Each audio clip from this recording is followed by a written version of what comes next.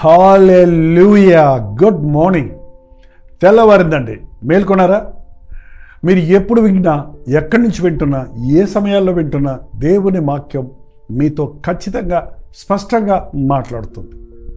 మీరు ఎప్పుడు వింటున్నారో, ఎక్కడి నుంచి వింటున్నారో అన్నది మాకు తెలియచేయండి. మేము మరింత ప్రోత్సాహకరంగా ఈ కార్యక్రమాలు కొనసాగించడానికి సహకరించిన వారు అవుతారు. రెండో ఒక చిన్న ప్రార్థనతో ఈరోజు మాటలు ధ్యానిద్దాం.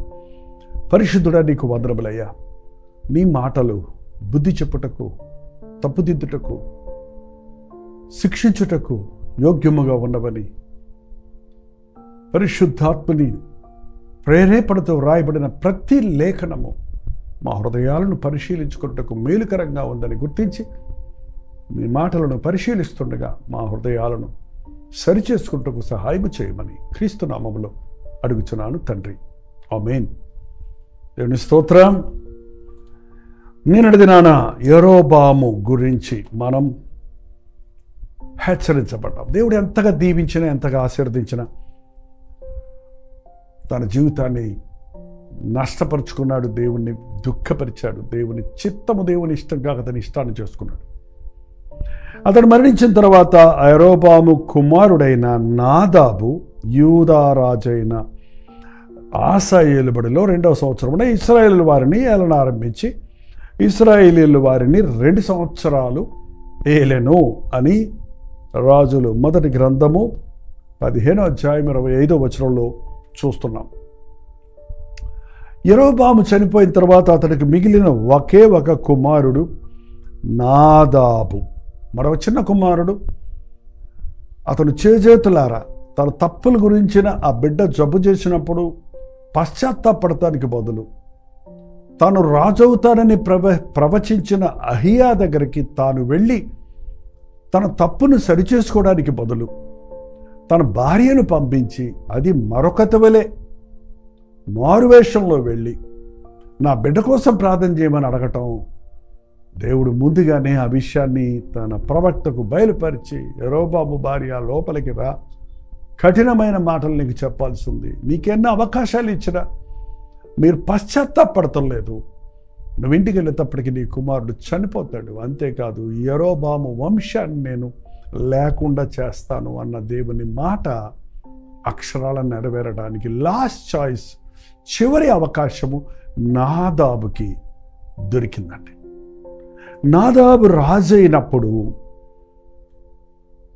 తన తండ్రి చేసిన తప్పులను దిద్దుకుంటే తను దేవునికి భయపడి తన జీవితాన్ని సమర్పించుకొని ఉండుంటే ఆ యెరోబాము వంశము ఈ నాదాబు తర్వాత కొనసాగేది. కాతడు ఇతడేం చేశాడు? తన తండ్రిని అనుసరించి అదే పాపాలను చేయుటకు, ఇశ్రాయేలీయులను పాపము చేయుటకు కారకుడయ్యాడు. ఇది ఘోరమంటిది. నువ్వు పాపం చేయటమే తప్పు. నువ్వు ఇతరులను పాపము చేయుటకు నడిపించడం, లేక ప్రేరేపించడం, లేక కారకుడు అవ్వటం అనేది చాలా భయంకరమైన విషయం. ఎంతమంది రోజున తమ తప్పుల వలన తాము దిద్దుకోవటానికి బదులు, తమ తప్పులు ఒప్పుకోవటానికి బదులు, తమ తప్పులు ఇతరుల మీద రుద్దటానికి ప్రయత్నించటం. ముఖ్యంగా అధికారంలో ఉన్నవారు, తండ్రిగా ఉన్నవారు, తల్లిగా ఉన్నవారు, అధికారంలో ఉన్నవారు ప్రజలను తప్పుదారి పట్టించడం అనేది దేవుని దృష్టిలో చాలా తప్పండి. అవకాశం ఇచ్చాడు దేవుడు నాదాబుకి, కానీ నాదాబు తన తండ్రి మార్గాల్లోనే నడిచాడు, విగ్రహారాధన ప్రేరేపించాడు, తాను ఇష్టానుసారంగా జీవించటం మొదలుపెట్టాడు. ఏదో మనం చాలాసార్లు అనుకుంటుంటాం, మా నాన్న అట్లా కాబట్టి నేను కూడా అట్లా ఉండాలి, మా నాన్న తాగుబోతూ నేను కూడా తాగుబోతున్నాను, మా అమ్మ ఎక్కువగా కోపము దూషించే స్త్రీ, అందుకే నాకు కూడా పుట్టకతోటే ఈ తిట్లు వచ్చేసాయి అని కొంతమంది అమ్మాయిలు చెప్తూ ఉంటారు. ఏంటంటే అవసరం లేదండి, నా తలరాత, నా కర్మ ఎవరో ఎప్పుడో రాసి పెట్టేశారు అన్నట్టుగా నీ తల్లిదండ్రులు ఎలా ఉన్నారో దాని ప్రకారంగా నువ్వు ఉండాలన్నది ఎక్కడ లేదు. అదేనండి, మంచి భక్తి కలిగిన వ్యక్తి అయినా వారి బిడ్డలు ఎందుకు పరిగెరవులు అయిపోవటం, ఒకవేళ చెడ్డవారైనా వారి బిడ్డలు మంచివారవటం, కొన్నిసార్లు వారి వలె చెడ్డవారైపోవటం ఈ రాజుల చరిత్రలో చూస్తున్నాం. దీన్ని బట్టి అర్థమయ్యేది ఏంటంటే, నీవు నీ అంతటా నీవు చేసిన డెసిషన్ బట్టి నిర్మాణాన్ని బట్టి నీ బ్రతుకుంటుంది, కానీ ఇదేదో వంశపారంపర్యంగా వచ్చేది కాదండి. పితృపారంపర్యమైన మీ వ్యర్థ ప్రవర్తన విడిచిపెడటానికే యేసుక్రీస్తు తన రక్తాన్ని చిందించి మనల్ని శుద్ధీకరించాడు. యేసు ప్రభువుని మన వ్యక్తిగత రక్షకుడిగా అంగీకరించినప్పుడు క్రీస్తునందు ఉన్నవారు నూతన సృష్టి, నూతనమైన వ్యక్తిగా, వ్యత్యాసమైన వ్యక్తిగా చెబుతాడు. రాజులైన యాజక సమూహంలో చేరతాడు. యవనస్తులారా, మీరు మీ జీవితాన్ని దేవునికే సమర్పించుకున్నారా? మా కర్మండి, మా తలరాతండి, మా దరిద్రం అండి, మా తల్లిదండ్రులు ఇలాగండి, మా నాన్న ఇలాంటి వాడండి, మా అమ్మ అలాంటిదండి, అందుకే మేము ఇలా తయారవుతున్నామని సమర్థించుకుంటున్నారా? నీ బ్రతుకు నీ చేతుల్లో ఉంది. మార్చుకోగలిగిన శక్తి నీకు లేదు, కానీ మార్చగలిగిన వాడి చేతుల్లో నీ బ్రతుకును పెడితే నీ భవిష్యత్తు మారిపోతుంది. ఎందుకంటే మనల్ని ప్రేమించిన దేవుడు మన కొరకు కలిగి ఉన్న తలంపులు మేలుకరమైనవే కానీ అవి హానికరమైనవి కాబట్టి, రాబో కాలము కొరకు నేను మీ కొరకు కలిగి ఉన్న తలంపులు మేలుకరమైనవి. ఇర్మియా గ్రంథం 28వ అధ్యాయం 11వ వచనంలో చూడొచ్చు. అవి మేలుకరమైన తలంపులు. నువ్వు మంచివాడిగా ఉండాలి, నువ్వు యోగ్యుడిగా ఉండాలి, నువ్వు ప్రయోజకుడు అవ్వాలి. కానీ నేను ఇట్లాగే ఉన్నాను, దరిద్రతలోనే ఉంటాను, ఈ పాపంలోనే ఉంటాను అని నీవు తీర్మానించుకుంటే నీకెవరు ఏం సహాయం చేయలేరండి. నువ్వు పిలవందే, నువ్వు అడగందే, నువ్వు ఆహ్వానించండి ప్రభు నీ హృదయంలోనికి రాలేడు, నీ జీవితంలో ఆయన అడుగు పెట్టడు. అందుకే నా కుమారుడు నీ హృదయం నాకీ అని అడుగుతున్నాడు ప్రభు.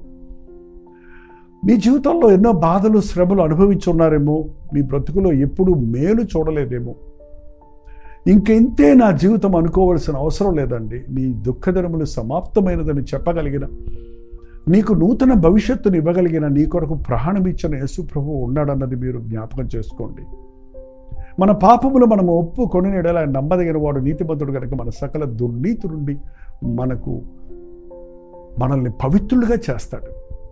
దుష్టుడు మరణం ముందుటైందో నాకెంత మాత్రము సంతోషం లేదు, వారి జీవితాన్ని దిద్దుకొని బ్రతుకుటే నాకు సంతోషం అని ప్రభు చెబుతూనే ఉన్నాడు. కానీ నాదాబు అంతకంతకి దేవునికి దూరమై దేవుని ప్రవక్తల మాటలకు ప్రకారంగా ఆ హెచ్చరికను తీసుకోక తను ఏదో గొప్ప రాజులని అక్కడ గిబియోనుతో ముట్టడి చేయటానికి ఒక రాజ్యంలోనికి వెళ్ళినప్పుడు అక్కడ గిబియోను రాజైన బయోషా అతని మీద పడి అతన్ని చంపేశాడు. నన్ను విడిచిన వారికి శ్రమలు విస్తరించును, నన్ను విడిచిన వారు మరణమును స్నేహించెదరు అన్నట్లు దేవుని కాపుదల లేనటువంటి ఈ నాదాబు మరొక రాజైన బయోషా చేతిలో హతుడైపోయాడు. ఆకస్మితంగా తానేదో రాజ్యాన్ని జయించుకొని వద్దామని అక్కడికి వెళ్తే మరొక అతను వచ్చి తన మీద పడటం ఆ రాజ్యాన్ని పోగొట్టుకున్నాడు, జీవాన్ని కూడా పోగొట్టుకున్నాడు.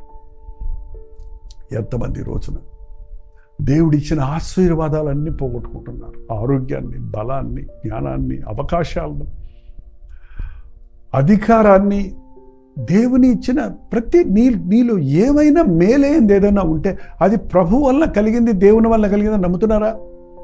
నా బలము, నా సమర్థ్యము, నా జ్ఞానము, నా శక్తిని మీరు వాటి మీద ఆధారపడుతున్నారా? మనం ఏమై ఉన్నామో అది దేవుని కృప వల్ల అయి ఉన్నాము. ఆయనకి మహిమ చెల్లిస్తే ఆయన కాపుదల మనకుంటుంది. దేవుని రెక్కల చాటున మనం దాగి ఉంటే ఏ అపాయము మనకు రాదు. మన ప్రక్కన 1000 మంది పడినను, కుడి ప్రక్కన 10,000 మంది కూలినను ఏ అపాయము నీకు రాకుండా కాపాడే ప్రభువు ఉన్నాడు. కానీ ప్రభువు నీకు తోడు లేనప్పుడు,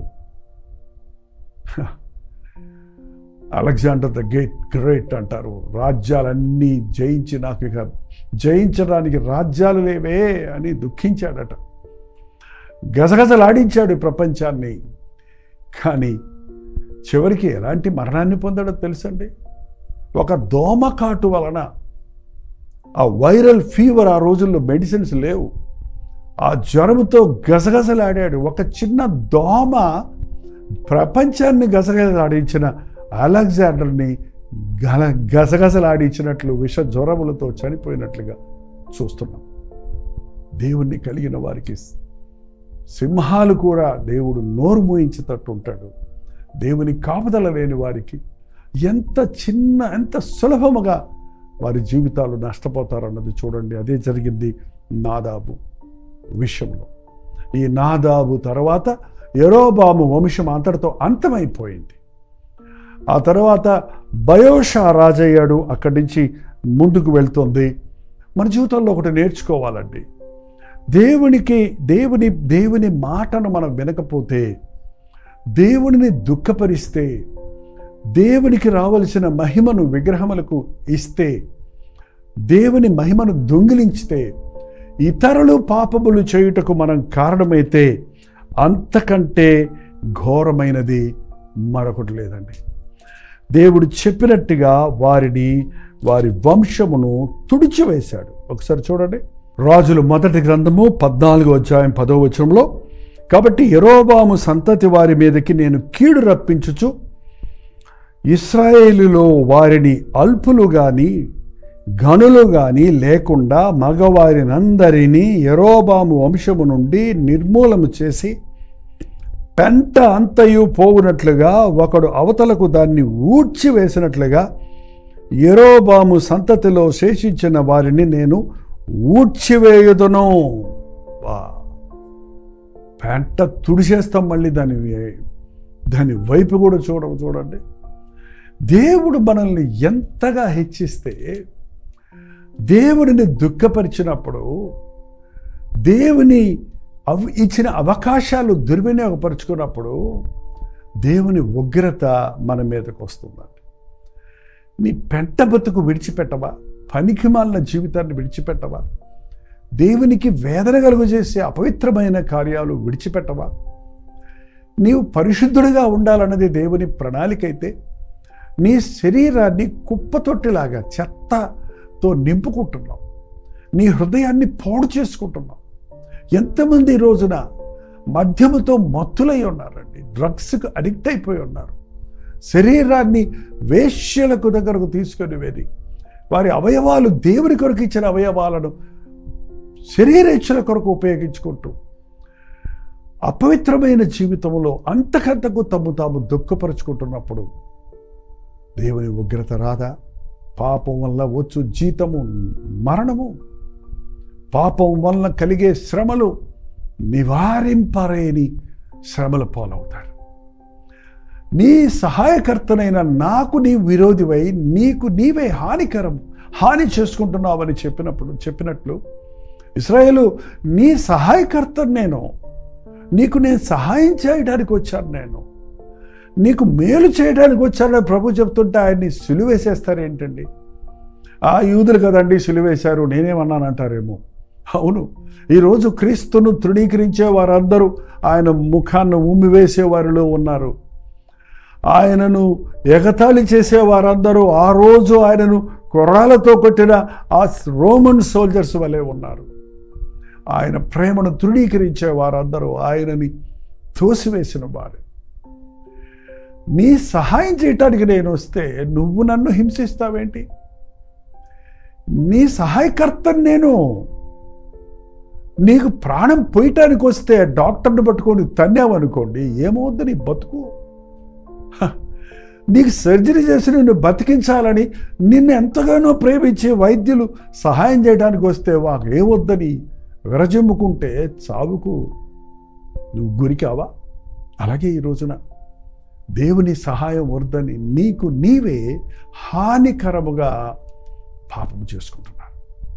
దయచేసి ఈ రోజున మీ జీవితాల్లో దేవుని ప్రేమను మరిచారేమో, దేవాలయం ఉండవలసిన దేవుని ఇచ్చిన ఈ శరీరాన్ని అపవిత్రపరుచుకుంటున్నారేమో, దేవుడు ఇచ్చినటువంటి అవకాశాలను ఉపయోగించుకోకుండా నీ యవ్వన కాలంలో నీ ఇష్టం వచ్చినట్టుగా జీవిస్తూ దేవునిచ్చిన సకల ఆశీర్వాదాలు, ఆరోగ్యం, బలము, ధనము అన్ని దుర్వ్యాపారాల్లో వాడుకుంటూ నాశనం చేసుకుంటున్నావేమో. దేవుడు నిన్ను తుడిచివేయక ముందే ఆయన పాదాలు పట్టుకుంటే కరుణావాత్సల్యం కలిగిన వాడు. నేను నీకు శిక్ష విధించను అని చెప్పడానికి నీ శిక్షను భరించిన ప్రభువు ఎల్లవేళలా సిద్ధంగా ఉన్నాడు. పశ్చాత్తాపడదాం, మన తప్పులు ఒప్పుకుందాం, జీవితాలు దిద్దుకుందాం. ప్రార్థన. పరిశుద్ధుడా, ప్రేమగల తండ్రి, మాలో అనేకులకు నాయన అనేక గుడ్ ఫ్రైడేలు, ఈస్టర్లు చూడటమే కాదు, ఎన్నోసార్లు నీ ప్రేమ సువార్త వినడానికి ఎన్నో అవకాశాలు మాకు ఇచ్చావు నీ కొరకు బ్రతకడానికి. మా బ్రతుకును మార్చుకున్నట్లుగా అనేక సార్లు పరిశుద్ధాత్మని ప్రేరేపణలు మాకు కలుగజేస్తున్నాం. మా హృదయములను కఠినపరుచుకొనక నీ మాట విని వణుకువారిగా, మా జీవితాలను దిద్దుకునే వారిగా, నీ సహాయాన్ని తృణీకరించి మరణాన్ని స్నేహించక నిన్ను ప్రేమించి జీవాన్ని పొందుకున్నట్టుకు మా ఒక్కొక్కరికి నీ సహాయం చేయమని క్రీస్తు నామములో అడుగుచున్నాము తండ్రి. ఆమేన్. మన తండ్రి అయిన దేవుని యొక్క ప్రేమయు, కుమారుడైన క్రీస్తు యొక్క కృపయు, ఆదరణకర్త అయిన పరిశుద్ధాత్మ యొక్క సహవాసమును కూడి వచ్చిన మనందరికీ ఇప్పుడును సదాకాలము తోడయుండును గాక. ఆమేన్. దేవుని స్తోత్రం. మీ ప్రార్థనా అవసరతల భారాలు 954041 నెంబర్కి, మీరు ఇతర దేశాల్లో ఉంటే 91001008 నెంబర్కి టెక్స్ట్ లేక వాయిస్ మెసేజ్ ద్వారా వాట్సాప్ పంపించండి. ప్రతిరోజు చెబుతూనే ఉన్నాను, మీరు పంపుతూనే ఉన్నారు. మీరు ఒక్కసారి కూడా పంపని వారైతే ఈరోజు ఖచ్చితంగా పంపండి. మీకోసం మేము ప్రార్థిస్తున్నామని చెప్పనవసరం లేదు. మీరు కూడా మీకోసం ప్రార్థన చేసుకోండి. మీరు అక్కడ, మేమిక్కడ ప్రార్థించినప్పుడు దేవుడు తన అద్భుత కార్యాలు మన పట్ల జరిగిస్తాడు. ఉచితమైతే మధ్యాహ్నం 3 గంటలకు హెచ్చరిక, అలాగే రాత్రి 9 గంటలకి వాళ్ళ బుధవారం మధ్యవార ప్రార్థనా కూటం కల్వరి చర్చ్లో నుంచి మీకు లింక్ ఇవ్వడానికి ప్రయత్నిస్తాం. మాతో పాటు కలిసి ప్రార్థించండి. అంతవరకు దేవుని మహాకృప మీకు తోడైండును గాక.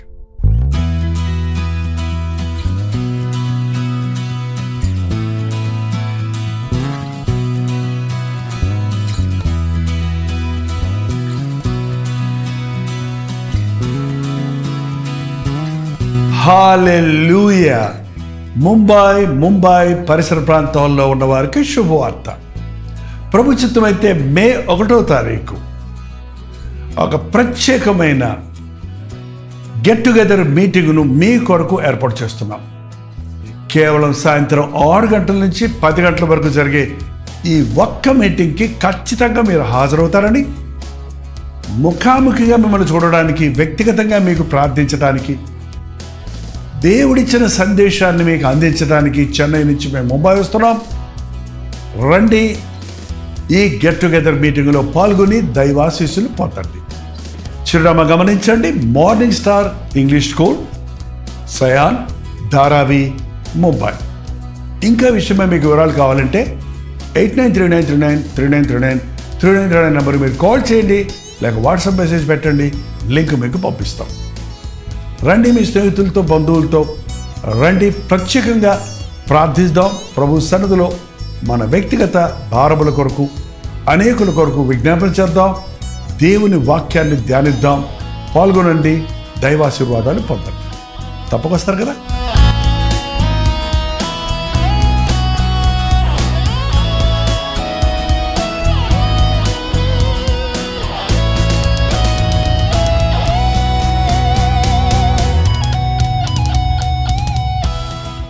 ఉదయకాల